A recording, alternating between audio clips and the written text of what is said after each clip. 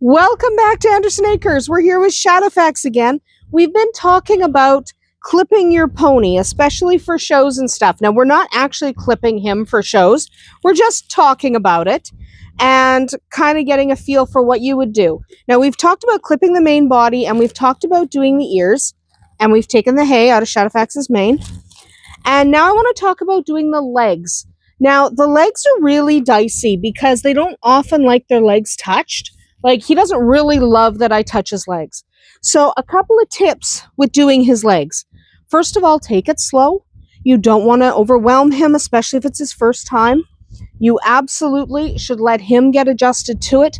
Make sure he's used to the clippers. So you're not going to do his legs first. You're going to start with a body clip before you even come close to doing his legs. Okay, you don't want to do his legs until he's used to the body. Then once he is used to the body, first he needs to be used to you handling his legs. And he's really just focused on cookies right now. But he just needs to be used to you picking up his feet. He doesn't want me to do it because there's cookies. I know. Because there's cookies. I know. But you have to get him used to you picking up his legs, running your hands down his legs, which Shadowfax really hates. And I'm not going to push it. But a couple of tips. I don't have a cookie. I don't have cookies. Couple of tips. The one thing you want to make sure of is that you're checking the temperature of your blades. So touch them frequently with the back of your hand, with your palm. You want to make sure they're not overheating. The legs are really, really sensitive. And if you're really too hot here, he's going to notice and he's going to flip out. Yes, you are. So you want to make sure that you are checking the temperature of your blades. And again, have a friend or a son to distract him and make sure that he's paying attention to snacks and searching your pockets for cookies. But get them to kind of keep his attention on them, and then just go really slow.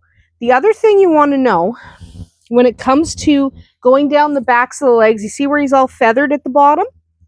You want to make sure that what you're doing is coming from all angles. So if my hand was a hoof and I was trying to shave this off and all I was doing was coming from one angle when it's growing from all spots, I'm not going to get a very good result. So what you want to do is real quick, this way, that way, down, up. You want to go all directions because that hair is funky.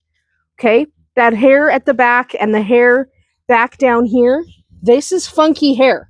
Cutting that stuff is really annoying with clippers. So first of all, trim it with scissors if you can, but that's really annoying. So instead of just coming in and trying for one angle, you want to come from the sides, you want to come from the top and the bottom, because that stuff's really annoying. Okay? It's really, really annoying hair to cut. So you want to make sure that you're approaching it from all directions, just making sure that you get it. And it's okay to leave it till the next day and come back and trim the floof. The other thing you want to make sure of is that right where the hoof hits the hair, I'm not going to grab him, he doesn't want me to, but right where the hoof and the hair meet, so right where that hoof and the hairline is, you want to really get that nice and cleaned up, because if you're going to a show, that matters. If you're not going to a show, it doesn't matter, right? You don't even have to clip his legs if you don't want to. A lot of people don't. If you're only clipping for the summer because it's hot and you want to just give them a little relief while you wait, a lot of people will just like clip the belly and clip up the hips and stuff, and they'll leave the legs and everything.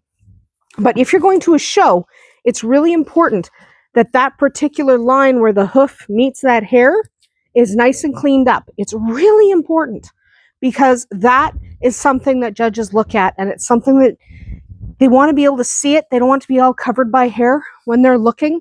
And it kind of just ruins the line of your pony. Hi, we're all having a party. It's a party for everybody. But that is something you want to pay attention to. The other place you want to watch is you really want to watch when you're kind of in this armpit area. They really hate that. Okay? It gets really, really ticklish. So do that very, very carefully and be very, hi, I love you too. And be very careful and kind of approach it like like you would your own body, okay? It's a really sensitive...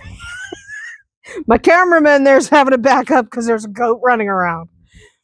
But it's a really sensitive area, and you just want to make sure that you are understanding how weird it feels for them, okay? Because it does feel weird. So those are the areas you want to watch out for. The floofs at the back, right at the top of the hoof, and the armpits, basically. And don't forget that when you're doing the back legs, you're getting kind of close to the genitals. And he is still a bog pony, obviously.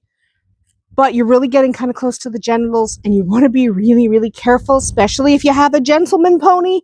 They really don't want you nicking anything. So just watch where you're aiming. All right?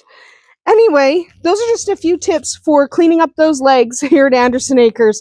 Drop a comment below. Let me know how it went for you when you first tried to shave your pony's legs. He hates it, which is why I'm not doing it on camera. In fact, he's starting to really hate this.